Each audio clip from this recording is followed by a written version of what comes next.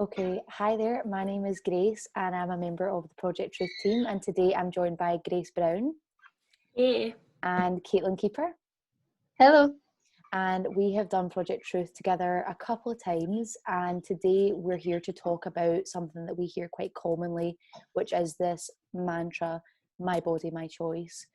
So I don't know about you girls, but I find that when people use this mantra, often when you kind of go past this, there's not much substance to the conversation that you have because it's become such an easy kind of one-liner that people use. And so often I like to kind of ask people this question of like, what is the choice that you're making, so that we're actually talking about the heart of the issue, which is abortion, and then asking people what actually is an abortion, because I think that slogans like that can almost mask the reality, and it you know, it's very like, what's that saying, comes off the tongue easily sort of thing. Yeah.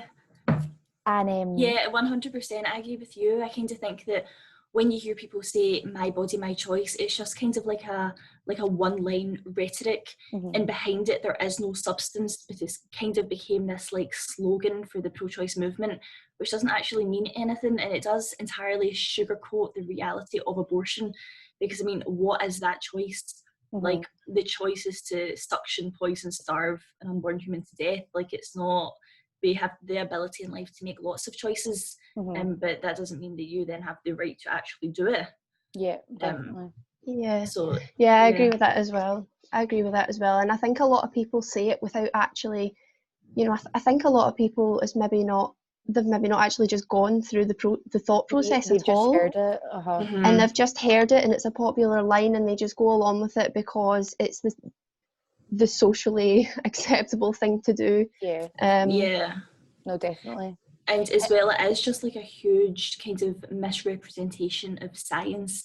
Even when you say it, like, my body, like, every pregnancy is always going to involve 2 or more bodies. Like, during pregnancy, a woman doesn't have 4 arms, 4 legs, 2 heads, 2 hearts, 2 blood types, 2 DNAs, like sometimes 2 sexes. Like, it's a huge misrepresentation of science, the whole slogan, because we know that abortion can violate another individual human's body. Yeah, definitely. I think that as well, like, the reason why it's become so successful, the mantra, not only because it sounds good, is because that our society is obsessed with that idea of like liberty and being able to do whatever you want. But I think that on the roadshow we have kind of spoken to people about that idea of like, also in a society where you're free to choose, you also need to be able to stand up for people who can't choose themselves. And I think that for me personally, it's always been interesting to have those discussions when you introduce, well, what about the choices of the unborn baby?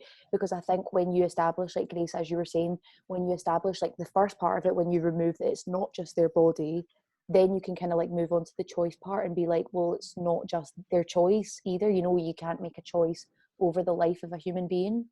Yeah, 100%. And I kind of think as well that maybe sometimes messaging like that kind of dilutes almost like a really important argument about, you know, having more than one choice, having more than just the choice of abortion there, and it kind of dilutes some of the real help and assistance that we should be trying to provide women.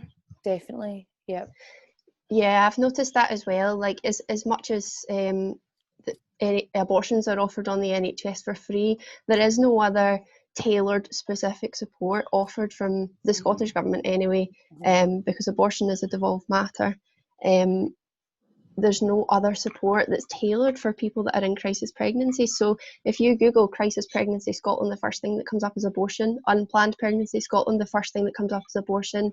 And people who are in crisis, who do want the help and who do actually want to have their children, have to rely on charities and other organisations like Arch if they need to speak to someone, or like the Cardinal Winning project for resources.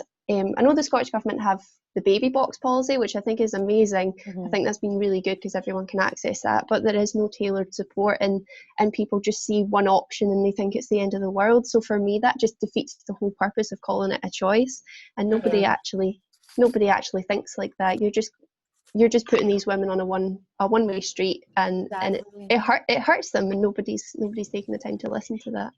Yeah, no, that's interesting. You're saying that thing about like what kind of choice is it? Because people always say that if there aren't two options, then it's not a choice. And it's something that you're pushed into. And I think that, you know, from doing Project Truth, we unfortunately meet women who are the victims of those sorts of things. Like, you know, they genuinely did not have anybody or anything to turn to. And so that's what upsets me when you see these politicians and you see these, like, you know, kind of more upper class people so blatantly just being like, oh, you know, it's her body, her choice. But then they're not actually willing to look at the suffering that women are going through, like, in the face, you know, like the poverty, like the abusive relationships. They're not willing to admit that that is a massive factor of why people are having to go and get an abortion, is because they are not being given anything else, you know. And it's really sad that that's been sold as a liberty, for example, in a society, especially in Scotland, where we're very keen to stick up for the most vulnerable people in society. And I think it's just a really difficult pill to swallow, because it's not what the general public want to hear, that it is a separate body. It's not your body. And I think because it's not something that they want to hear, then it's even harder to make that argument. Definitely. Sorry, Grace, do you want to go? Oh no, I wasn't saying anything. All right. I find that on the roadshow, like, you know, Grace kind of touched on what you, Caitlin, what you've just touched on, saying that it's like almost like a trendy thing. So I was kind of wondering, do you have like any kind of stories or times that you remember from Project Truth when someone did just use that, and then maybe, I don't know, you kind of took it apart and there was like a better conversation? Or have you had times where someone has just said, my body, my choice, and like walked away?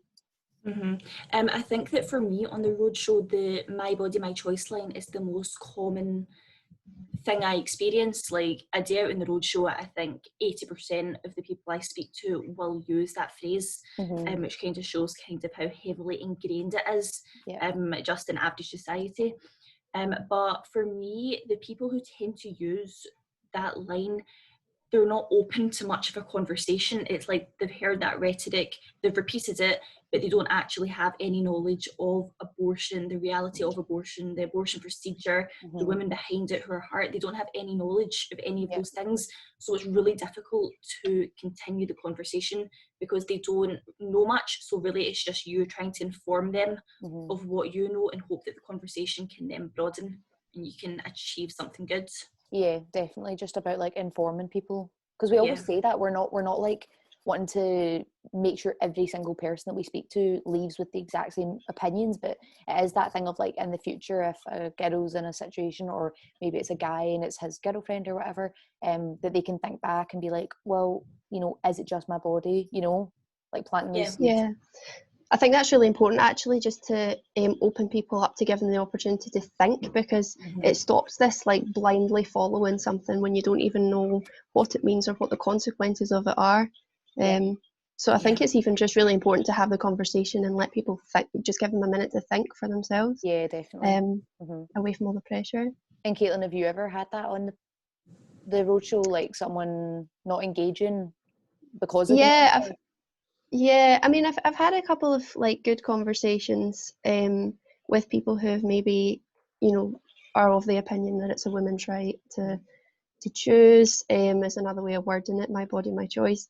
And just because I'm a biology teacher, part of the school curriculum is talking about the development of the baby. Like, But actually, as you're going through the development of the baby, you think, you know, well, you start breaking it down and you think, right, at what point is that choice okay? And it becomes really, really difficult for them to draw a line, because it's a continuous scale of development. It's not as if they're discrete.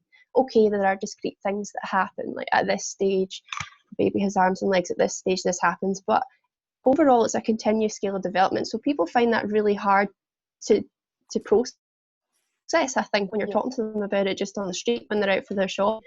But on the other hand as well, like for people who don't engage, I would say it's mostly men that would say it's a woman's choice, and they feel excluded from the conversation, that their opinion isn't valid, so they don't want to talk about it. In a way, I find that so unbelievable, because it's just this other way of like men being able to like disengage from problems that should be affecting all of us, you know, because like when a woman is pregnant, ideally, you know, the partner should be involved in some capacity.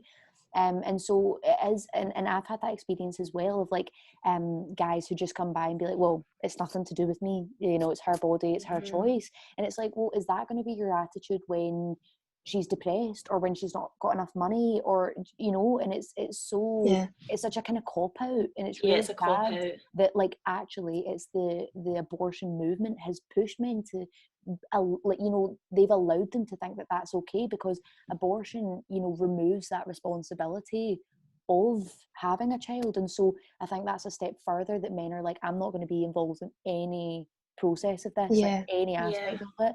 And it's really sad to see that. I think as well, like on the roadshow, see, as you're saying, like Caitlin, like you being a biology teacher, like that kind of, your passion for that can bring it into the conversation, like the biology aspect. But I'm actually studying history, and funnily enough, I kind of find that that inspires me in some ways, because like you're saying, we can't have this arbitrary definition of what human life is, and you know, it needs to be a clear-cut thing. And I look at that in a historical aspect of like, the greatest abuse of human right has come when the status of a human being was debated. Do you know what I mean? And when we didn't have this clear definition of like, well, if you're genetically a human being, then you should be entitled to your human rights and respect and love, you know.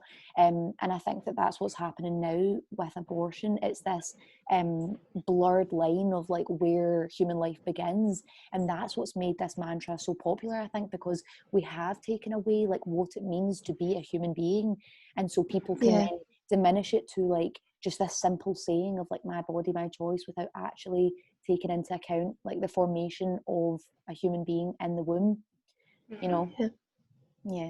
So that was really great to chat to you guys about it. I'm gutted that the roadshow couldn't go ahead this year, because it's always such a nice time. Well, me too. You can get a bit of abuse, but like it's always really interesting to hear, you know, people's opinions, and I don't know, it always leaves me with a good feeling of like people's minds are really starting to change, you know. Yeah, and it's always so much fun being with the team, so it is a shame that it's not going ahead, but fingers crossed next year will be even better then. Yeah, definitely. Okay, hopefully. I'm looking forward to it next year. Yeah, I know. I feel Tell Nicola Sturgeon it better Already. go ahead, Caitlin. Right, okay. Thanks so much, girls, for joining me today, and hopefully see you guys soon. And thanks to everyone watching. See you later. Well, thanks. Bye.